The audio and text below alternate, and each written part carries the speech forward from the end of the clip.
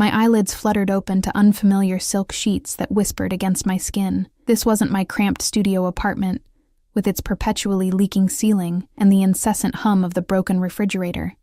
The air smelled of expensive cologne, sandalwood, and something darker, more dangerous. Nothing like the lavender air freshener I'd sprayed around my apartment before heading out last night. Last night, my 25th birthday. I sat up too quickly, and my head pounded in protest. The room spun briefly before settling into focus. A massive bedroom with floor-to-ceiling windows showcasing the Chicago skyline from what had to be at least 30 floors up. Morning light filtered through partially drawn curtains, illuminating a space larger than my entire apartment. Dark mahogany furniture, a crystal chandelier overhead, and artwork that looked like it belonged in a museum rather than a bedroom. "Happy birthday to me," I whispered, my voice cracking as fragments of memories from the previous night crashed into my consciousness. My friends had insisted on taking me out to celebrate. "Come on, Eliza, you only turned 25 once," Maya had said, already selecting an outfit from my pitiful wardrobe. A black dress I'd bought secondhand but had never had the courage to wear. It hugged my curves in a way that made me feel both powerful and exposed. We'd ended up at Obsidian, the exclusive nightclub everyone whispered about but few actually entered. Maya's new boyfriend knew someone who knew someone, and suddenly we were past the velvet rope, enveloped in a world of beautiful people, pulsing music, and drinks that cost more than my daily wage at the coffee shop. I remembered the cocktails, sweet, deceptively strong concoctions that tasted of berries and freedom. I remembered dancing, the liberating feeling of letting go, of being someone else for one night, then him. I clutched the sheets tighter around me, suddenly aware of my nakedness beneath. A quick glance confirmed my fears. My dress and underwear were nowhere to be seen. The bathroom door opened, releasing a cloud of steam, and there he stood. He wasn't what you'd expect from the whispered stories about Chicago's most dangerous man. No scars, no menacing scowl. Instead, Dante Russo moved with the fluid grace of a predator secure in its hunting grounds. Tall, with broad shoulders tapering to narrow hips, wrapped in nothing but a towel, water droplets clung to his olive skin, trailing down the defined muscles of his chest and abdomen. His dark hair was slicked back from his shower, emphasizing the sharp angles of his face, high cheekbones, a straight nose, and lips that could either smile or snarl with equal effect. But it was his eyes that paralyzed me, deep amber, almost golden in the morning light, assessing me with the cold calculation of a man accustomed to weighing lives in his hands. "You're awake," he said, his voice deep and smooth like aged whiskey. I clutched the sheet tighter, painfully aware of the power imbalance. Him, standing confidently half-naked. Me, shrinking into borrowed bedding in a stranger's room. "Where am I?" I managed to ask, hating the tremor in my voice. "What happened last night?" He moved to a dresser, pulled out clothing with deliberate slowness. "You're in my penthouse. As for what happened," the ghost of a smile played on his lips. "You had too much to drink. Your friends left you. I brought you here." My stomach nodded. "Did we?" "No." The word was clipped, definitive. "I don't take unconscious women to my bed for that, Eliza." A chill ran down my spine. "How do you know my name?" He turned to face me fully now, one eyebrow raised. "I make it my business to know everything about anyone who enters my club." He paused, eyes narrowing slightly. "Especially when they're as interesting as you." The way he said, "interesting," made me feel like a butterfly pinned to a board, something to be examined and catalogued. "My friends," I started, reaching instinctively for my phone before realizing I had no idea where it was. "Have been informed you're safe." He gestured toward a chair where I spotted my purse. "Your phone is there. 17 missed calls. They seem concerned." I moved to get up, then remembered my nakedness. "My clothes?" "Being cleaned." "You were unwell last night." His expression didn't change, but something in his eyes darkened. "There's a robe in the bathroom. Use it." It wasn't a suggestion. When I emerged from the bathroom minutes later, wrapped in a silk robe that felt like sin against my skin, he was fully dressed in a charcoal suit that probably cost more than 6 months of my rent. He stood by the window, phone in hand, speaking in rapid Italian to someone on the other end. His voice was low, threatening in its quietness. I tried to slip past him to reach my purse, but his hand shot out, fingers wrapping around my wrist. He finished his call, slipped the phone into his pocket, and turned those predator eyes on me. "Where do you think you're going?" he asked, his thumb absently tracing circles on the pulse point of my wrist. "Home," I said, trying to inject confidence I didn't feel into my voice. "Thank you for whatever help you provided last night, but I need to go." His lips curved into something that wasn't quite a smile. "No." The single word hung in the air between us. "Excuse me?" "You're not going anywhere, Eliza." He released my wrist only to brush a strand of hair behind my ear, his touch sending unwelcome electricity down my spine. "Not after what happened." "What are you talking about?" Fear crept into my voice now. "What happened?" He guided me to sit on the edge of the bed, then handed me a tablet. On the screen was security footage from last night. Me, clearly intoxicated, being approached by 2 men at the bar. I watched in horror as they slipped something into my drink when I turned away. Then the footage cut to another angle, Dante appearing beside me, his face a mask of cold fury as he spoke to the men. The terror on their faces was palpable even through the grainy footage. "They work for the Costello family," he said, taking the tablet back. "My rivals. They recognized you were with Maya Santos, whose brother works for me." His jaw tightened. "You were to be collateral damage in their message to me." The room seemed to shrink around me. "So what, you rescued me?" I forced out a laugh that sounded hollow even to my own ears. My knight in blood-soaked armor, his expression darkened. "This isn't a joke, Eliza. They know who you are now. They'll try again." I stood, anger temporarily overriding fear. "This has nothing to do with me. I don't even know you. I was just out celebrating my birthday, and now you're telling me I'm caught in some mafia war?" "Sit down." His voice was soft, but carried such authority that I found myself obeying before I could think. "You have 2 choices. You can walk out that door, go back to your apartment on Westfield Avenue, to your job at Lakeside Coffee, to your evening classes at the community college. And within 24 hours, you'll either be dead or wishing you were." My blood ran cold. How did he know so much about me? "Or," he continued, sitting beside me, close enough that I could feel the heat radiating from his body. "You stay here under my protection, until I've dealt with the Costellos." "And how long will that take?" I whispered. His fingers found my chin, tilting my face up to meet his gaze. "As long as necessary." I pulled away, standing again, pacing the room. "This is insane. I can't just disappear from my life. I have a job, classes, rent due next week. All taken care of." His casual tone made it clear how easy it was for him to rearrange my entire existence. "Your employer has been informed you've had a family emergency. Your professors will receive the same message. Your rent is paid for the next 3 months." "You can't do this," I said, but even to my own ears it sounded weak, defeated. He rose in one fluid movement, closing the distance between us. His hands came to rest on my shoulders, warm and heavy. "It's already done, Eliza." Then his phone rang, breaking the tension. He checked the screen, his expression hardening. "I have business to attend to. Breakfast is ready in the dining room. Marco will show you." He moved toward the door, then paused. "Don't try to leave. My men have instructions." And just like that, I was alone in the luxurious prison of Dante Russo's penthouse. I moved to the window, pressing my palm against the cool glass, gazing down at a city that suddenly felt alien. Somewhere down there was my simple life, now seemingly as distant as another planet.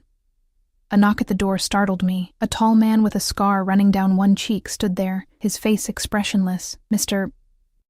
Russo asked me to escort you to breakfast, miss." As I followed Marco down a hallway lined with artwork worth more than everything I'd ever owned, the reality of my situation crashed down on me. Yesterday, I'd been Eliza Parker, 24, barista by day, student by night, invisible to the world. Today, I was 25, caught in the web of Chicago's most feared man.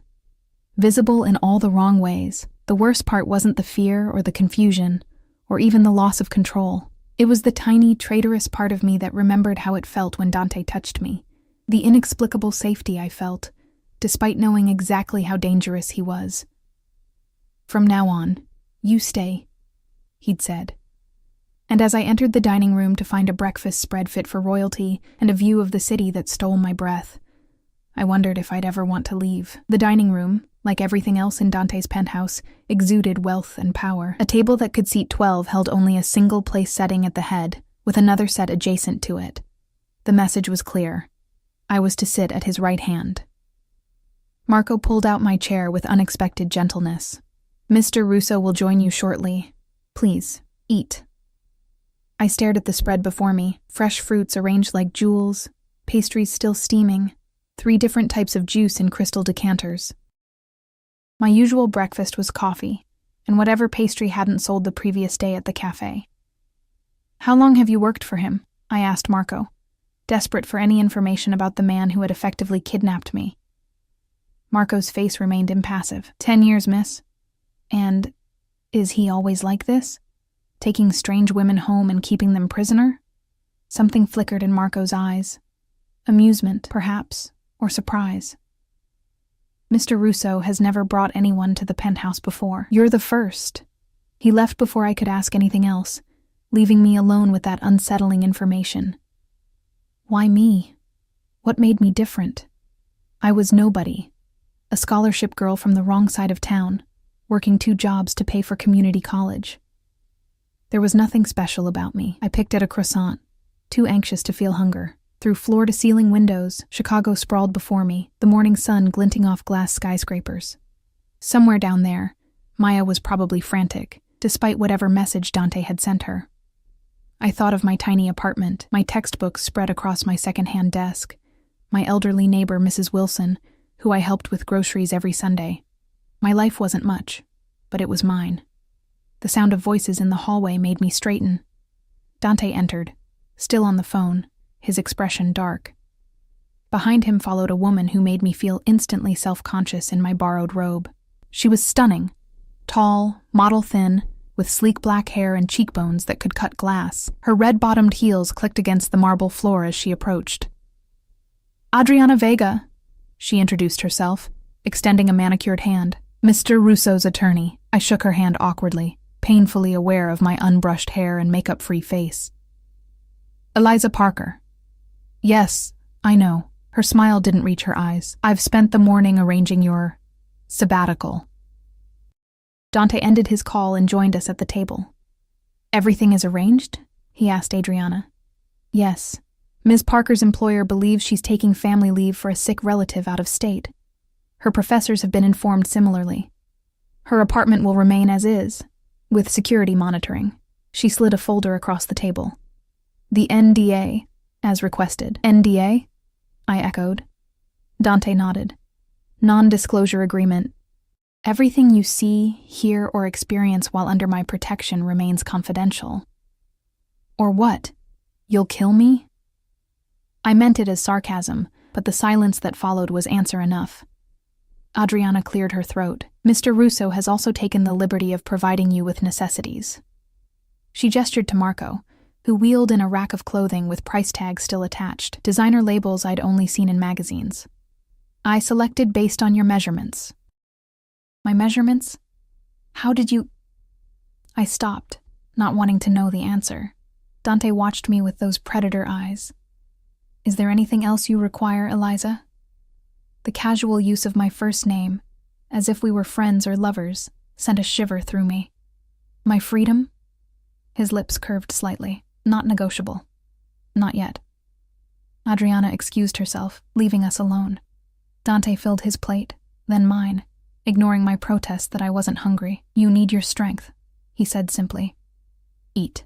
I took a bite of melon to appease him, the sweetness exploding on my tongue despite my anxiety. "So this is my life now? Living in your penthouse, wearing clothes you bought, waiting for you to deal with your enemies?" "For now." He ate methodically, his movements precise. Everything about him spoke of control. "There are worse fates, like being drugged by the Costellos." I couldn't keep the bitterness from my voice. What would they have done to me? His fork paused halfway to his mouth. "You don't want to know. Actually, I do. If my life is being upended, I deserve to understand why. Dante set down his utensils, his gaze pinning me in place.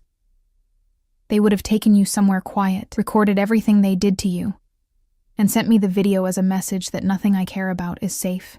The clinical way he described my potential torture made my blood run cold. But you don't care about me. You don't even know me. They don't know that. He took a sip of coffee. All they saw was me intervening when they drugged you. That was enough. So I'm collateral damage in your war. I pushed my plate away, appetite gone. Great. No, the word was sharp. You're under my protection now. No one will touch you. Except you? The words slipped out before I could stop them. Something dangerous flashed in his eyes. I told you. Nothing happened last night. And I'm supposed to just believe that? I woke up naked in your bed. He leaned forward. You got sick all over yourself. My housekeeper helped you shower and put you to bed. I slept in the guest room. His voice softened slightly. I don't take advantage of vulnerable women, Eliza. That's not who I am. Shame washed over me. I'm sorry. I didn't mean... Forget it. He stood abruptly. The left wing of the penthouse is yours. There's a library, a gym, a theater room. The pool on the roof is heated. You'll find everything you need. My quarters are in the right wing. You don't enter without invitation. Am I allowed to leave the penthouse at all? Not yet. In a few days, when I've increased security and the initial danger has passed, perhaps. He straightened his already immaculate suit jacket. You'll have a guard with you at all times. Elena during the day, Marco at night. As if on cue, a woman entered the dining room. She was shorter than me, but moved with the confident grace of someone who knew exactly how much damage she could inflict. Her dark hair was pulled back in a severe ponytail, and though she wore simple black clothing, the bulge of a shoulder holster was visible. Elena will show you around, Dante said. I have meetings. He moved toward the door, then paused. If you need anything at all, tell Elena or Marco. They have direct access to me. And then he was gone, leaving me with yet another stranger in this gilded cage. So, you're my babysitter? I asked Elena, unable to keep the edge from my voice. She raised an eyebrow. I'm a former Special Forces operator with training in 16 different combat styles. I've kept alive diplomats, whistleblowers, and witnesses in active war zones. A small smile. But sure, call me your babysitter if it makes you feel better. I felt properly chastised. Sorry. This is all just... a lot. Her expression softened fractionally. I get it. But trust me, if you're under Dante Russo's protection, you're the safest person in Chicago. She gestured to the clothing rack. Want to get dressed? Then I'll give you the tour. The clothes fit perfectly, which was both impressive and unsettling. I chose the simplest items I could find. Dark jeans and a cream sweater that probably cost more than my monthly rent. Elena waited patiently, then led me through the penthouse. It was even more extensive than I'd imagined, occupying the entire top floor of the building. The library took my breath away. 2 stories of books with a spiral staircase and comfortable reading nooks. The gym was better equipped than any I'd ever seen. The theater room had butter-soft leather recliners and a screen that covered an entire wall. What does he do? I asked as we entered a solarium filled with lush plants. I mean, I know he's involved in things, but does he have legitimate businesses too? Elena gave me an appraising look, as if deciding how much to share. Dante has interests in real estate, hospitality, import, export, technology. His family built half of Chicago's skyline, and the other half was built by his enemies. She shrugged. Chicago has always been divided territory. We ended the tour at a set of double doors. These are Mr. Russo's quarters. As he said, don't enter unless invited. What's in there? A torture chamber? I joked weakly. Elena didn't smile. His office, bedroom, private living area, things that aren't your concern. She checked her watch. It's almost noon. Lunch will be served on the terrace at 1. Until then, you're free to use any of the facilities I showed you. Left alone, I wandered back to the library, drawn to the comfort of books. I selected one at random and settled into a window seat overlooking the city. But the words swam before my eyes. my mind too full of questions. Why had Dante really brought me here? Was I truly in danger, or was this some elaborate game? And why did part of me, a part I refused to acknowledge, feel a thrill at being the focus of such a powerful man's attention? Hours passed. I tried reading, explored the penthouse further, even attempted a workout in the gym to burn off my nervous energy. Elena appeared occasionally, checking on me with quiet efficiency. Lunch came and went. Dante was absent, dealing with business, Elena informed me. By late afternoon, I found myself on the rooftop pool deck, wrapped in a borrowed robe over one of several designer swimsuits that had appeared in my bathroom. The Chicago skyline stretched in every direction, the late autumn sun casting long shadows across the city. Despite the cool air, the pool steamed invitingly, heated to the perfect temperature. I slipped into the water, the warmth enveloping me like a caress. For a moment, I let myself float, eyes closed, pretending this was all a strange dream from which I'd soon awake. "You look peaceful." My eyes snapped open. Dante stood at the pool's edge, his suit exchanged for dark jeans and a simple black shirt that did nothing to diminish his aura of authority. I hadn't heard him approach. A man his size moving with such silence was unnerving. I sank deeper into the water, suddenly conscious of the revealing swimsuit. "Your facilities are very comfortable. I'm glad you approve." He sat on one of the loungers, his eyes never leaving me. "How are you settling in?" The absurdity of the question made me laugh. "Oh, just the typical adjustment period after being kidnapped by a Mafia boss." His jaw tightened. "You're not a prisoner, Eliza. You're a guest under protection. Guests can leave when they want to. You can leave when it's safe." He leaned forward. "Do you think I enjoy this? Disrupting my life? Rearranging my schedule? Turning my home into a fortress? All for a woman I barely know?" The words stung more than they should have. "Then why do it? Why not just let me go, hire a bodyguard for a few days and be done with it?" Something flickered in his eyes, an emotion I couldn't identify, because the Costellos would find you. And they would hurt you in ways that would haunt your nightmares for the rest of your life. And they would make me watch. He stood abruptly. "Dinner is at 8. Wear something nice." He turned to leave, but I called after him. "Why something nice? Are you expecting company?" He paused, looking back over his shoulder. "Just you and me, Eliza. I thought we should get to know each other since we'll be sharing this space for a while." The intensity of his gaze made my skin flush with heat that had nothing to do with the water temperature. "Is that an order, Mr. Russo?" A small smile played at the corner of his mouth. "Consider it a request, and call me Dante." As he disappeared back inside, I sank beneath the water's surface, letting it muffle the sound of my pounding heart. Dinner, alone with the man who had upended my entire existence in less than 24 hours. What had I done to deserve this? And more troublingly, why was I looking forward to it? The dress Elena laid out for me was midnight blue, simple yet elegant, a sheath of silk that fell just below my knees with a neckline that hinted rather than revealed. It wasn't my usual style, but looking in the mirror, I barely recognized myself. My dark hair, normally pulled back in a practical ponytail, fell in soft waves around my shoulders thanks to the expensive products in the bathroom. The minimal makeup I'd applied enhanced rather than masked my features. For a moment, I allowed myself to imagine this was normal, that I was simply getting ready for a dinner date, not a command performance for the man who had taken over my life. A soft knock at the door broke my reverie. Elena entered, her eyes appraising me with a hint of approval. "You clean up well," she said, the closest thing to a compliment I'd received from her. "Thanks to the wardrobe he provided." I couldn't keep the edge from my voice. "Does he do this often? Dress women up like dolls?" Elena's expression hardened slightly. "Mr. Russo doesn't bring women here. Ever. So Marco said, why am I different?" She shrugged. "That's between you and him." She checked her watch. "It's time. I'll escort you." I followed her through the now familiar hallways to a part of the penthouse I hadn't seen on our tour. Double doors opened onto a private dining room, more intimate than the formal one from breakfast.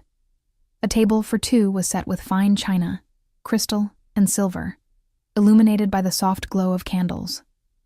One wall was entirely glass, showcasing the city lights now twinkling in the dusk. Dante stood by the window, a glass of amber liquid in his hand. He turned as we entered, and for a moment, something flashed across his face, something almost like awe. "Thank you, Elena," he said, not taking his eyes off me. "That will be all for tonight." Elena nodded and withdrew, closing the doors behind her. "You look beautiful," Dante said, his voice low. I fought the warmth that spread through me at his words. "The dress helps. It's not the dress." He approached, setting his glass down on the table. Up close, I could smell his cologne, that same intoxicating blend of sandalwood and something darker I'd noticed that morning. "Wine?" I nodded, not trusting my voice. He poured from a decanter, the rich red liquid catching the candlelight. "To new beginnings," he said, raising his glass. I met his toast with reluctance. "Is that what this is? What would you call it? Captivity with good wine?" I took a sip, the complex flavors exploding on my tongue. Despite my situation, I couldn't help a small sound of appreciation. His lips curved slightly. "You like it?" "It's probably worth more than my monthly rent," I admitted. "It's just wine, Eliza, meant to be enjoyed, not venerated." A server I hadn't met before appeared, presenting the first course, something delicate involving scallops. As we ate, Dante asked about my studies, my job, my background. He listened with surprising attentiveness, as if the mundane details of my life actually interested him. "Why community college?" he asked as the main course arrived, perfectly seared duck breast with a reduction that made my taste buds sing. "Your academic record suggests you could have gone anywhere on scholarship." I stiffened. "You investigated me that thoroughly? I told you. I make it my business to know everything about anyone who enters my world." "I didn't exactly enter willingly," I reminded him. His expression darkened momentarily. "Answer the question, please," I sighed, cutting a piece of duck to avoid his gaze. "My mother got sick my senior year. Cancer. I needed to stay close, work to help with medical bills. And your father?" "Left when I was 12. Haven't seen him since." I took another sip of wine, liquid courage. "What about you?" "I'm guessing you didn't exactly dream of becoming a crime lord as a child." To my surprise, he chuckled. "No. I wanted to be an architect." "Really?" "I was fascinated by buildings, how they could rise from nothing, how they could last centuries." His eyes grew distant. "My father had other plans. You had no choice?" His focus snapped back to me. "We all have choices, Eliza. Some are just harder than others." He refilled my glass. "My father built our family's empire through blood and fear. I've tried to diversify our interests, legitimate businesses, political connections. Still a criminal enterprise at its core. The world isn't black and white, especially in Chicago." His tone was matter-of-fact, unapologetic. "The Russos have controlled this territory for 3 generations. Before us, it was chaos. We bring order. At what cost?" His expression hardened. "Lower than you might think. I don't deal in human trafficking. No drugs in schools. No innocent bystanders."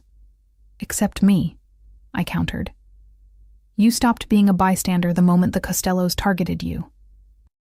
His hand covered mine on the table, warm and unexpectedly gentle. "I'm sorry for that." The sincerity in his voice caught me off guard. I pulled my hand away, unsettled by how much I'd wanted to leave it there. "Tell me about the Costellos. Why are they after you?" He considered me for a moment before answering. "Vincent Costello believes I killed his son." "Did you?" "No, Anthony Costello overdosed in one of his own clubs. Vincent couldn't accept that his son was an addict, so he invented a conspiracy." Dante's jaw tightened. "He's been trying to undermine my operations for months, taking out my people, sabotaging shipments. Now, apparently, targeting civilians connected to my associates." "Maya's brother? You said he works for you?" "Carlos Santos runs security at several of my clubs, a loyal employee." His eyes locked with mine. "The Costellos would have used you to send him a message, which would have been a message to me. No one in my organization is safe, not even in their personal lives." The server returned to clear our plates, the interruption giving me a moment to absorb this information. When we were alone again, Dante stood, extending his hand to me. "Come with me." There's something I want to show you. Curiosity overrode caution. I placed my hand in his, allowing him to lead me from the dining room through a part of the penthouse I hadn't seen before. We entered what appeared to be a private study. Walls lined with books, a massive desk of polished wood, leather chairs arranged around a fireplace where flames danced merrily. "This is my sanctuary," he said, releasing my hand. "No one enters without my explicit permission." "Why show me?" He moved to a cabinet, unlocking it with a key from his pocket. "Because I want you to understand." He withdrew a leather-bound portfolio and brought it to where I stood. Inside were drawings, architectural sketches of breathtaking detail and beauty, buildings that soared toward the sky, bridges that arced gracefully across imaginary rivers, homes that seemed to grow from the landscape rather than impose upon it. "You drew these?" I couldn't keep the awe from my voice. He nodded, something almost vulnerable flickering in his eyes. "In another life." They're beautiful." I traced one sketch with my finger, careful not to smudge the lines. "You could have been remarkable." "I am remarkable," he said without arrogance, simply stating fact, just not in the way I once imagined. I looked up at him, truly seeing him for the first time. Not as the Mafia boss who had disrupted my life, but as a man with dreams deferred, with paths not taken. For a moment, the mask slipped, and I glimpsed someone else beneath the controlled exterior. "Why are you showing me this?" I asked softly. He took the portfolio from my hands, returning it to its cabinet. "Because I want you to know that I understand what it means to have your choices taken away." He turned back to me. "I don't enjoy keeping you here against your will, Eliza, but I would enjoy your death even less." Something in his voice, a rawness, an honesty, made my heart race. He moved closer, close enough that I could feel the heat radiating from his body. "There's something about you," he said, his voice dropping to a near whisper. "Something that's been haunting me since I saw you in the club." "What?" The word was barely audible. His hand came up to cup my cheek, thumb brushing across my lower lip. "Innocence, strength, beauty without artifice." His eyes darkened. "Do you know how rare that is in my world?" I should have pulled away, should have reminded him that I was here under duress, that whatever attraction flickered between us was tainted by the circumstances. Instead, I leaned into his touch, my body betraying my mind's objections. "Dante," I breathed, not sure if I was asking him to stop or to continue. The decision was made for us when a sharp knock sounded at the door. Dante stepped back, his expression closing like a shutter. "Enter," he called, his voice perfectly controlled once more. Marco appeared, his face grim. "Sir, there's a situation that requires your immediate attention." Dante's posture changed instantly, tension radiating from every line of his body. "What happened?" "The Costellos. They hit the warehouse on Fulton." A muscle ticked in Dante's jaw. "Casualties?" "2 of our men, critically injured. The shipment is gone." "Get the car ready. Call Adriana and tell her to meet us there." Dante turned to me, his eyes now cold and distant. "I have to go. Elena will escort you back to your quarters." As if summoned, Elena appeared at the door behind Marco. Dante moved to leave, then paused, returning to where I stood frozen. "Lock your door tonight," he said quietly. "Don't open it for anyone but me or Elena." "Is it that serious?" I whispered. His expression was grim. "Vincent Costello has escalated this beyond what I anticipated. Until I understand his endgame, I need to know you're safe." He hesitated, then pressed a swift, hard kiss to my forehead. "Stay safe, little bird." The tenderness of the gesture, the unexpected nickname, left me speechless as he strode from the room, Marco at his heels. Elena waited by the door, her face expressionless. "Come," she said. "I'll take you to your room." I followed in a daze, my mind whirling with conflicting emotions. Fear at the obvious danger, confusion at Dante's momentary vulnerability, and something else, something I was afraid to name. Back in my suite, Elena checked every room, every closet, even under the bed. She drew the curtains closed and handed me a small device. "Panic button," she explained. "Press it if anything happens, anything at all." What could happen? I asked, unable to keep the tremor from my voice. Her expression softened slightly. Probably nothing, but Mr. Russo doesn't take chances, especially with… She stopped abruptly. With what? She shook her head. Get some rest. I'll be right outside your door all night. After she left, I changed out of the beautiful dress, hanging it carefully in the closet. In silk pajamas that felt like water against my skin, I sat on the edge of the massive bed, staring at the panic button in my hand. 24 hours ago, I had been celebrating my birthday, blissfully unaware of Dante Russo's existence. Now I was in his home, under his protection, and despite every rational thought screaming against it, I couldn't stop thinking about how his hand had felt against my cheek, how his eyes had darkened when he looked at me. A message alert from the tablet on the nightstand startled me. I picked it up to find a text from a number simply labeled D. Sleep well. We'll talk in the morning. You're safe. 3 simple sentences that shouldn't have comforted me but somehow did. I typed back before I could think better of it. Be careful. The response came instantly. Always am, little bird. Always am. I set the tablet aside and crawled beneath the luxurious sheets. Outside my locked door, Elena stood guard. Beyond the penthouse walls, Dante Russo was dealing with the enemies who had inadvertently entangled me in their war, and here I lay, in the eye of a storm I never saw coming, wondering how my life had changed so completely in the span of a day. Tomorrow, I told myself. Tomorrow I would find a way out of this. Tomorrow I would stop this dangerous attraction to a man who lived by his own rules. But as sleep claimed me, it was Dante's face I saw. His touch I remembered. His voice whispering, "Little bird," that followed me into dreams. I woke to the sound of raised voices. Male, angry, somewhere down the hall. Blinking sleep from my eyes, I checked the time on the tablet, 6:38 a.m. Gray morning light filtered through a gap in the curtains, casting the unfamiliar room in shadow. The voices grew louder. I slipped from bed, pulling on the silk robe that matched my pajamas, and moved cautiously to the door.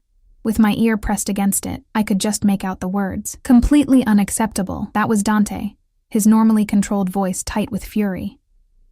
We had no warning. An unfamiliar male voice. That's your job, Nico. To anticipate. To have contingencies. They had inside information. Someone talked. A crash, like something being thrown. Find out who. Today. And the girl? She's still a liability. She's not your concern. Dante's voice dropped dangerously. Focus on finding our leak. And Nico? If anything happens to her while I'm gone, don't bother reporting back to me. You won't live long enough. Footsteps approached my door. I scrambled back, nearly tripping over myself in my haste to return to bed. I had just pulled the covers up when a soft knock sounded.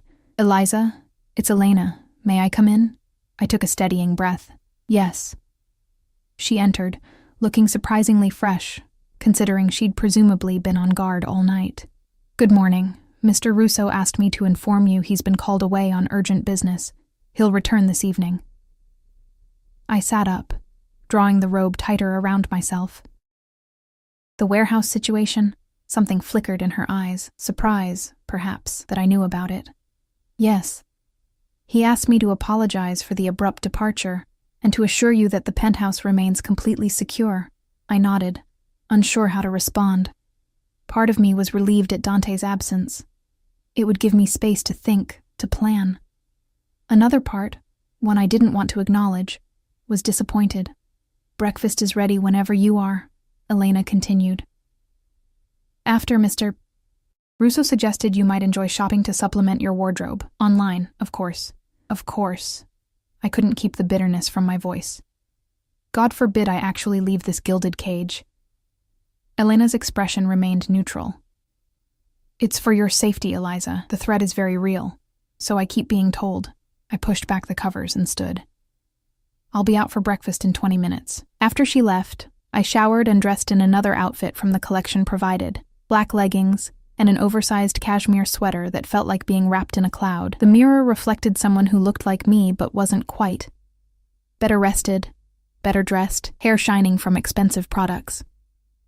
Breakfast was a solitary affair in the smaller dining room. As I picked at fresh fruit and pastries, I found my thoughts returning to Dante, to our dinner, to the moment in his study before we were interrupted, to the surprising vulnerability he'd shown me with his architectural drawings.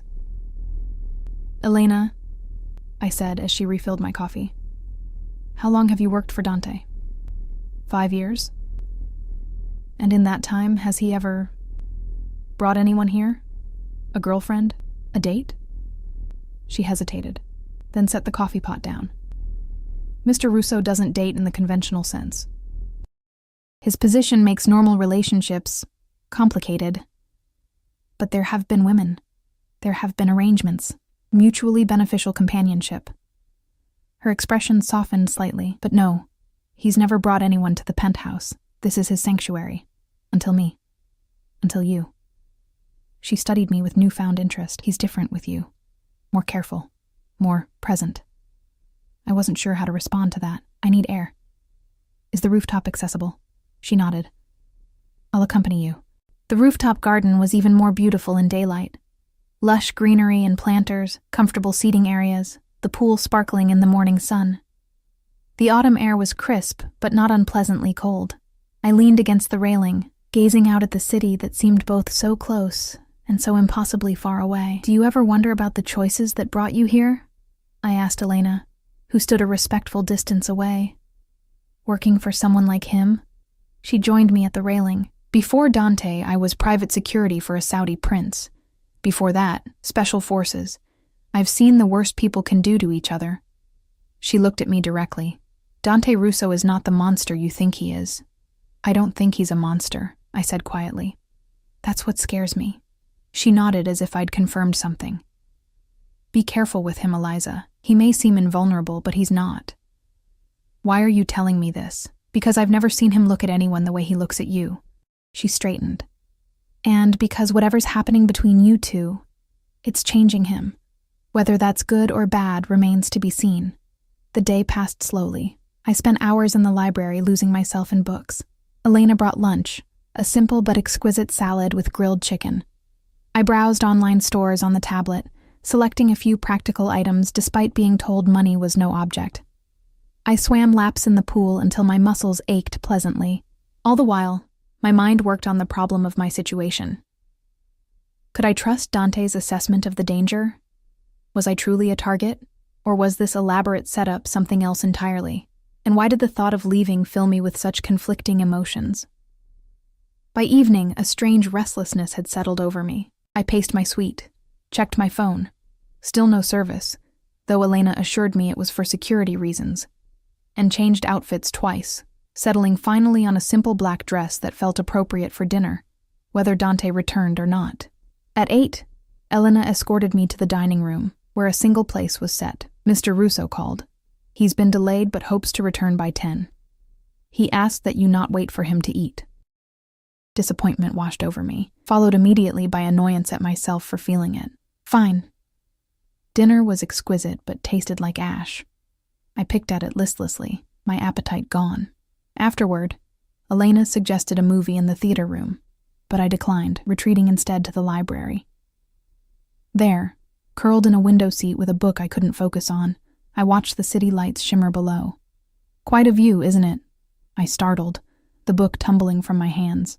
Dante stood in the doorway, his tall frame silhouetted against the hallway light. He looked exhausted, a day's worth of stubble darkening his jaw. His suit was immaculate as always, but there was tension in his shoulders, a tightness around his eyes. "You're back," I said unnecessarily, rising from my seat. He entered the library, closing the door behind him. "I told you I would be. Elena said you were delayed. It was a complicated day." He moved to a cabinet in the corner, pulling out a decanter and 2 glasses. "Drink?" I nodded, watching as he poured amber liquid into both glasses, handing one to me.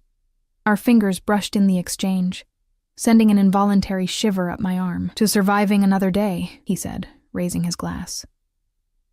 I met his toast. "That bad?" He took a long swallow before answering. "The Costellos are making their move. 3 of my businesses hit in 24 hours. They're testing my defenses, looking for weaknesses. And did they find any? His eyes met mine over the rim of his glass. 1. The intensity of his gaze made my heart race. Me? They know I have you here. They know I'm protective of you. I set my glass down with shaking hands. How? How could they possibly know that? Because I have a traitor in my organization. His voice was flat, emotionless. Someone close enough to know about you, to see how I've reacted to your presence here. And how have you reacted? I asked, my voice barely above a whisper. He moved closer, close enough that I could smell the familiar sandalwood cologne mingled with something new. Smoke, perhaps, or gunpowder. Not as I should have. What does that mean? His hand came up to cup my cheek, thumb brushing across my cheekbone. It means I should have kept my distance. Should have assigned you security and put you in a safe house across town. Should have treated you like any other innocent bystander caught in the crossfire. My breath caught in my throat. Why didn't you? Because from the moment I saw you in that club, something in me recognized something in you. His voice dropped lower, intimate. Something I didn't even know I was looking for until I found it. I should have stepped away. Should have reminded him, and myself, that I was here against my will, that whatever attraction sparked between us was built on a foundation of coercion and fear. Instead, I leaned into his touch. Dante. I whispered, his name a question and an answer all at once. He closed the distance between us, his lips finding mine in a kiss that started gentle but quickly blazed into something more urgent, more demanding. His hand slid down to my waist, drawing me against him as mine found their way to his shoulders, feeling the solid strength beneath expensive fabric. For a moment, the world narrowed to just this, his mouth on mine, the heat building between us, the strange sense of rightness despite everything wrong about the situation. Then reality crashed back. I pulled away, breathing hard. This is insane. You're keeping me prisoner, and I'm kissing you like what? He challenged, his eyes dark with desire. Like Stockholm Syndrome is setting in, I said bitterly, putting distance between us. This isn't real, Dante. It can't be. Not when I'm here against my will. He ran a hand through his hair, frustration evident in every line of his body. What if you weren't? What? What if you could leave? Right now. Walk out the door. Go back to your apartment, your job. Would you? Your life. The question caught me off guard. Would I? After the danger he'd described, after the connection we'd formed, after experiencing even a taste of his world, could I simply return to my ordinary existence? I don't know, I admitted finally. He nodded as if my answer confirmed something. The Costellos made another move today. They took Maya. The blood drained from my face. What? No, is she? She's alive, he assured me quickly. They sent proof of life, along with a message. His jaw tightened. They want to trade Maya for you. The room seemed to tilt beneath my feet. I gripped the back of a chair for support. So that's why you're asking if I'd leave. You're considering it. No, the word was sharp, definitive. I will never hand you over to them. Never. But Maya will be rescued. Tonight, I have a team in place. He moved toward me again, taking my hands in his. But I need you to understand the severity of the situation now. This isn't just about a message anymore. They specifically want you. Why? I'm nobody because they've realized what I've been trying to deny. His grip tightened on my hands. That I care about what happens to you, more than I should. The admission hung in the air between us, weighted with implications neither of us seemed ready to fully acknowledge. If anything happens to Maya because of me, it won't. His voice was ironclad with certainty. But I need you to promise me something, Eliza. Promise you won't do anything reckless. Don't try to offer yourself in exchange. Don't try to contact the Costellos. Trust me to handle this. I searched his face, looking for deception, for manipulation, for anything that would justify the distrust that logic told me I should feel. Instead, I found only fierce determination and something else, something that looked dangerously like tenderness. I promise, I whispered. Relief washed over his features. He raised my hands to his lips, pressing a kiss to my knuckles. Thank you. He released me, stepping back. You should get some rest. Marco will be outside your door tonight. I have to go oversee the rescue operation.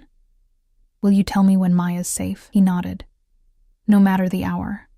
As he turned to leave, I called after him. Dante, be careful. He looked back, a small smile softening his features. For you, little bird, I will be. After he left, I paced my suite, too agitated to sleep. Maya kidnapped because of me, because the Costellos had somehow recognized that I meant something to Dante, and that he meant something to me. The realization was both terrifying and exhilarating. Hours passed. I tried reading, tried watching television, even tried a hot bath, but nothing could calm my racing thoughts. Finally, exhausted, I curled up on the bed, still fully dressed, clutching the tablet that was my only link to Dante. I must have dozed off, because the soft chime of a message jolted me awake. The tablet screen glowed in the darkness. She's safe. Minor injuries, but nothing serious. Operation successful. Home soon. Relief flooded through me. I typed back, "Thank you." 3 dots appeared as he typed a response. "Sleep now, little bird. Tomorrow we talk about what happens next." What happens next? The words echoed in my mind as I changed into pajamas and slipped beneath the covers. What could happen next in this strange, dangerous world I'd stumbled into? And more troublingly, why was I no longer certain I wanted to leave it? As sleep claimed me once more, I wondered if 25 would prove to be the year everything changed, the year I stopped being invisible Eliza Parker and became something. Someone else entirely. Someone worthy of a man like Dante Russo's attention. Someone brave enough to face the dangers that came with it. And whether that transformation would be my salvation or my destruction remained to be seen. Morning arrived with a gentle knock at my door.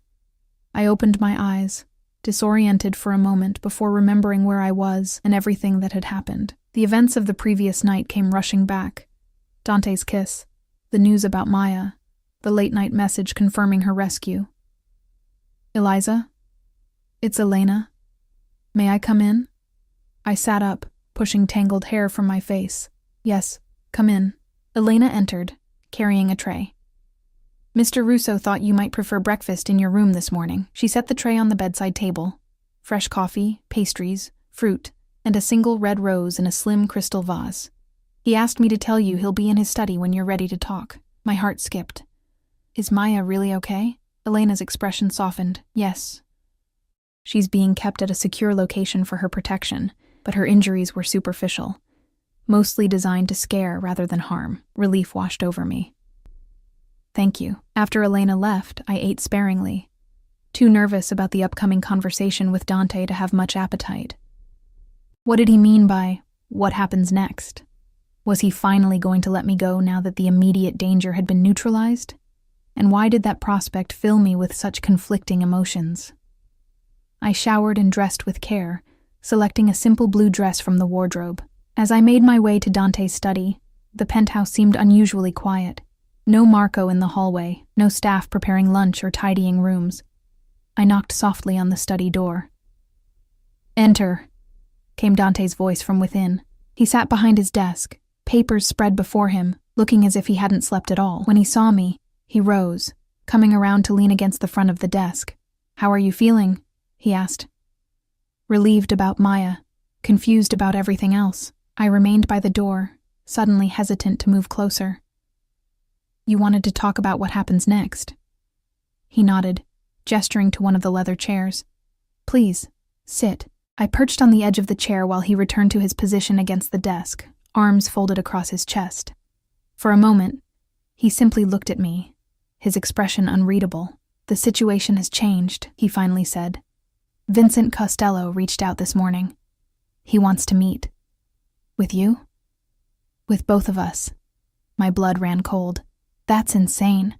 After what they did to Maya, he claims that was a rogue action by his lieutenant, not sanctioned by him. Dante's jaw tightened. I don't believe him, but the invitation presents an opportunity. What kind of opportunity? To end this. To negotiate a truce. He moved to sit in the chair beside me, leaning forward, elbows on his knees. "Eliza, I can't keep you locked away here forever, and I can't guarantee your safety if you return to your normal life while this conflict continues. So you want me to meet with the man who kidnapped my friend and wanted to trade her for me?" I couldn't keep the disbelief from my voice. "I want this war to end before more innocent people get hurt." His eyes locked with mine. "And I want you to be safe." Something in his voice made my heart race. "Why do you care so much? You barely know me." He reached out, taking my hand in his. "That's not true anymore, is it? These past days, I've come to know you better than I know most people I've spent years with." I couldn't argue with that. Despite the circumstances, there had been an intensity to our interactions, a depth of connection that normally took months to develop. "When is this meeting?" I asked. "Tonight. Neutral territory. A restaurant owned by the Petrov family. They'll ensure everyone's safety." His thumb traced circles on my palm. "You don't have to do this. I can find another way." "What exactly would happen at this meeting?" "Vincent wants to see you, to confirm you're unharmed and here of your own free will." I raised an eyebrow. "Am I here of my own free will?" His expression grew serious. "As of this moment, you're free to leave. I've arranged for an apartment across town with security. Or you can return to your own place, also with security. Or..." He hesitated. "You can stay here." The choice I'd been waiting for since waking up in his bed 3 days ago was finally before me, and yet I found myself unable to answer immediately. "Why would Vincent Costello care about my welfare?" I asked instead. Dante sighed, releasing my hand and standing. He moved to the window, looking out over the city. "Because his son, Anthony, the one who overdosed, he was in love with a woman who looks remarkably like you. She disappeared the night he died. The revelation hit me like a physical blow. So when he saw me at the club, he thought you were her at first. Then he realized you couldn't be. You're younger, your mannerisms different." Dante turned back to face me. "But the resemblance is striking enough that seeing you with me, it stirred up old suspicions." "He thinks you killed his son because of this woman?" "He thinks I killed them both." Dante's expression was grim. "I didn't. Anthony overdosed after discovering his girlfriend had stolen nearly $1 million from the Costello accounts and fled. The timing of her disappearance and his death was coincidental, but Vincent doesn't believe that. No. And seeing you with me, seeing how I've protected you," he ran a hand through his hair, a rare gesture of agitation. "It's reignited his vendetta." I stood, moving to stand before him. "If I meet with him, look him in the eye, convince him I'm not this woman, it might be enough to make him question his theory. Combined with the evidence I've gathered about Anthony's actual cause of death, it could end this war." His hands came to rest on my shoulders. "But I won't risk you if you're not completely willing." I searched his face, looking for manipulation, for pressure. Instead, I found only concern and something deeper, something that made my heart flutter. "I'll do it," I said. "For Maya. For the other innocent people caught in this crossfire." I took a deep breath. "And for you." Relief washed over his features. He pulled me into an embrace, his arms strong around me, his heart beating steadily against my ear. "Thank you," he murmured into my hair. "I promise, after tonight, you'll be free to choose whatever life you want." Whatever life I wanted. The words echoed in my mind as he held me. 3 days ago, I had known exactly what that was, finishing my degree, building a career, maybe traveling someday when I had saved enough. Now, standing in the arms of a man who lived in a world I barely understood, I wasn't so sure. The rest of the day passed in a blur of preparation. Elena helped me select an outfit appropriate for the meeting, an elegant black dress, conservative yet flattering. Dante briefed me on what to expect, on Vincent Costello's likely questions, on how to comport myself. "Just be yourself," he said as we sat in the living room, going over details one final time. "Vincent needs to see that you're not Sophia. That's who Anthony's girlfriend was. What if he doesn't believe me? He will." Dante's confidence was unwavering. "And I'll be right beside you the entire time." As evening approached, nervous energy thrummed through me. I stood in my bathroom, applying the finishing touches to my makeup, when a soft knock sounded at my bedroom door.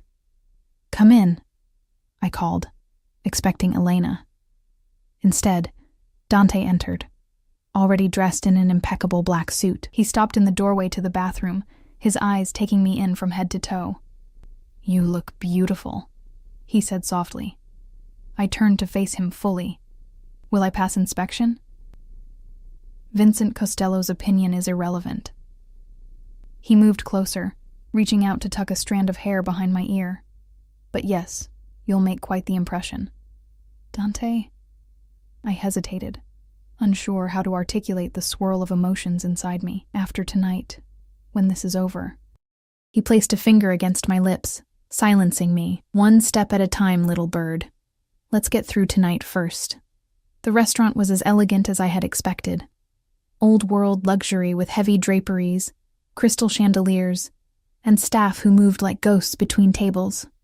We were escorted to a private dining room where two men already waited. One, clearly Vincent Costello, was in his 60s, silver-haired and distinguished in a way that belied his criminal enterprises. The other was younger, likely in his 30s, with a hard face and watchful eyes. A bodyguard, undoubtedly. "Dante," Vincent said, rising as we entered. His eyes immediately fixed on me, widening slightly before his expression settled into careful neutrality. "And this must be the young lady I've heard so much about. Eliza Parker," Dante said, his hand at the small of my back both protective and steadying. "Eliza, this is Vincent Costello." Vincent extended his hand to me. After a momentary hesitation, I took it. His grip was firm but not threatening. "A pleasure to meet you, Mr. Costello," I said, my voice steadier than I felt. "Please sit." He gestured to the table set for 4. "We have much to discuss." The next 2 hours were the most surreal of my life. We dined on exquisite food, drank fine wine, and discussed my life history as if it were the most fascinating topic in the world. Vincent asked about my childhood, my education, my parents, my friends. Each question clearly designed to confirm I wasn't Sophia, whoever she had been. Halfway through the meal, I could see the certainty growing in his eyes. I truly wasn't the woman he had suspected. "And how did you come to be in Dante's care?" he asked finally, swirling the wine in his glass. I glanced at Dante, who nodded slightly, encouraging me to speak freely. "I was celebrating my birthday at his club. Your men drugged my drink, Mr. Costello." I met his gaze directly. Dante intervened. "He saved me." Vincent's eyes narrowed, turning to the younger man beside him. "Is this true, Carlo?"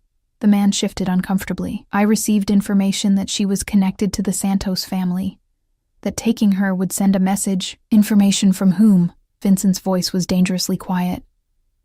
"Alfonso, sir. He said it came from our source inside Russo's organization." A heavy silence fell over the table. Vincent set down his glass with deliberate care. "I see." He turned back to Dante. "It seems we have both been manipulated, old friend." "So it would appear," Dante agreed, his posture relaxing slightly for the first time all evening. "The question is, by whom?" "Indeed." Vincent's gaze returned to me. "Ms. Parker, I owe you an apology. It seems you were drawn into this conflict through no fault of your own. And my friend Maya, the one your men kidnapped?" A flash of genuine regret crossed his face. "Another unfortunate error in judgment. I assure you, those responsible will answer for it." The conversation turned then to business matters. Territories, shipments, profit-sharing agreements. I sat quietly, Dante's hand occasionally squeezing mine under the table in reassurance. Finally, as dessert was served, Vincent raised his glass. "To peace between our families, and to putting this unfortunate misunderstanding behind us." Dante raised his glass as well. "To peace." As we prepared to leave, Vincent pulled me aside for a moment, his voice low. "You must forgive an old man's suspicions, Ms. Parker. My son's death, it leaves a hole that time does not fill." "I understand," I said, though I couldn't imagine the grief of losing a child. "He cares for you," Vincent continued, nodding toward Dante, who was speaking with the restaurant manager near the door. "I haven't seen him look at anyone that way since, well, in a very long time." Before I could respond, Dante returned to my side, his hand possessively at my waist. "Ready to go?" The ride back to the penthouse was quiet, both of us processing the events of the evening. When we arrived, Dante dismissed the security team for the night, a sign of his confidence that the threat had truly passed. In the elevator, he finally broke the silence. "You were magnificent tonight." I just told the truth. Sometimes that's the hardest thing to do. His eyes met mine. "You have a choice to make now, Eliza. What happens next is entirely up to you." The elevator doors opened directly into the penthouse foyer. I stepped out, moving to the windows that showcased the glittering city below. My city. The one I'd grown up in but never really seen from this vantage point.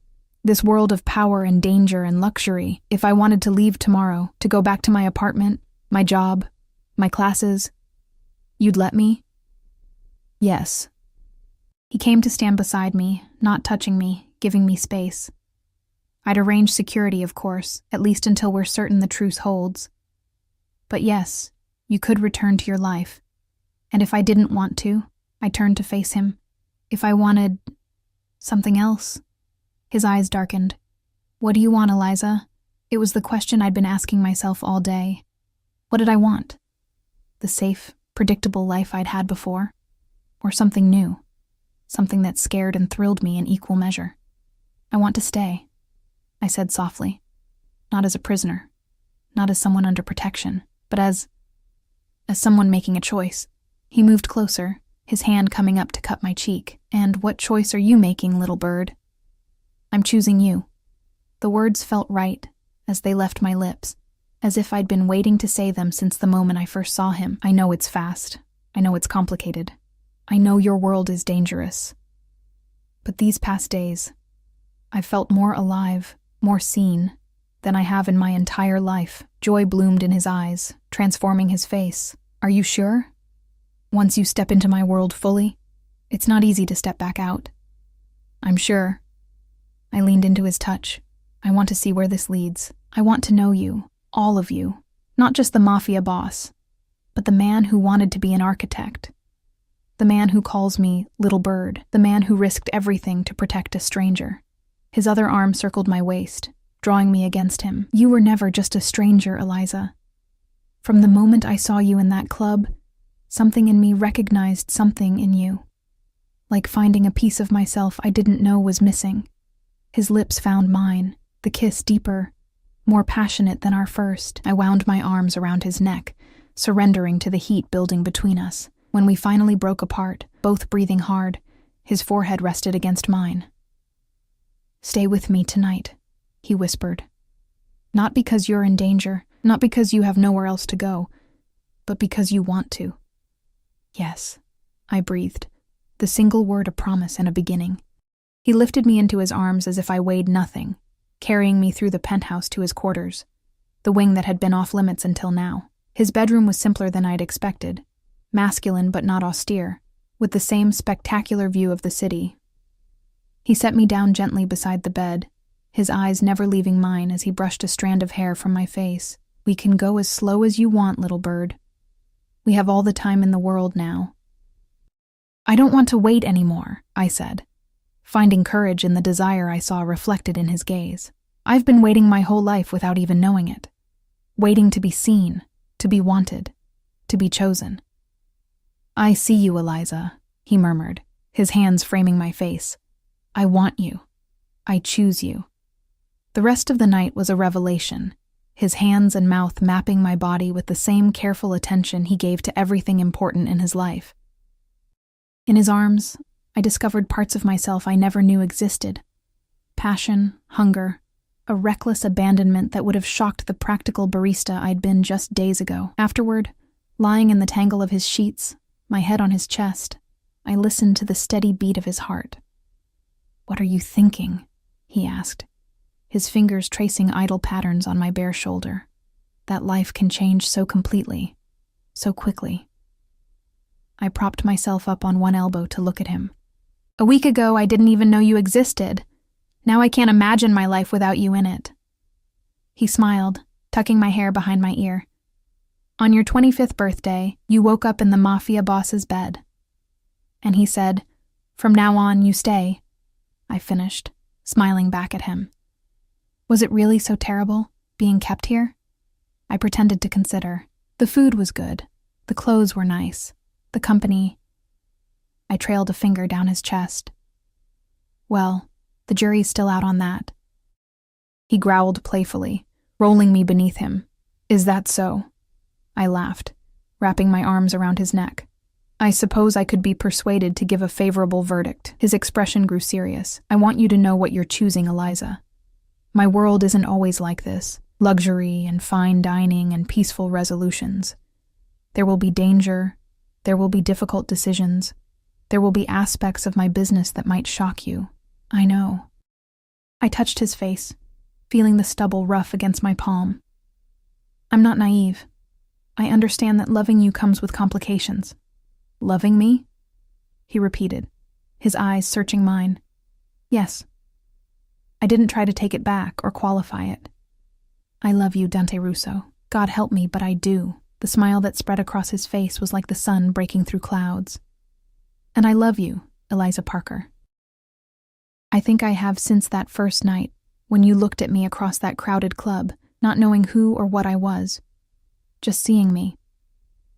He kissed me again, tender now, rather than passionate. When he pulled back, there was a new lightness to him, as if some burden had been lifted. So what happens tomorrow? I asked. Do I move in permanently? Do I finish school? Do I keep working at the coffee shop? He chuckled, rolling to his side and pulling me against him. Whatever you want, little bird. Finish your degree. I'll make sure your schedule accommodates classes. Work if you want to, or don't. The penthouse is yours as much as mine now. I think I want to finish school, I said after a moment, but maybe switch to architecture. His eyebrows rose in surprise. Architecture. I nodded. Someone showed me some beautiful drawings recently. Made me realize there's something special about creating spaces for people to live in, to experience. His arms tightened around me. I could teach you. Not just the technical aspects, but the philosophy behind it. The way a building can tell a story, can evoke emotion. I'd like that. I nestled closer, feeling the rightness of being in his arms, in his bed, in his life. Just promise me one thing. Anything. No more kidnapping women on their birthdays. It's not a sustainable relationship strategy. His laughter rumbled through his chest beneath my ear. I promise. You're the first and the last. As sleep began to claim me, safe in the embrace of a man who had turned my world upside down in the span of a few days, I couldn't help but reflect on the strange twist of fate that had brought me here. One night, one club, one chance meeting, and everything had changed. My 25th year had begun in the Mafia boss's bed, and if the way Dante held me now, as if I were the most precious thing he'd ever found, was any indication, many more years in that same bed would follow. I wouldn't have it any other way.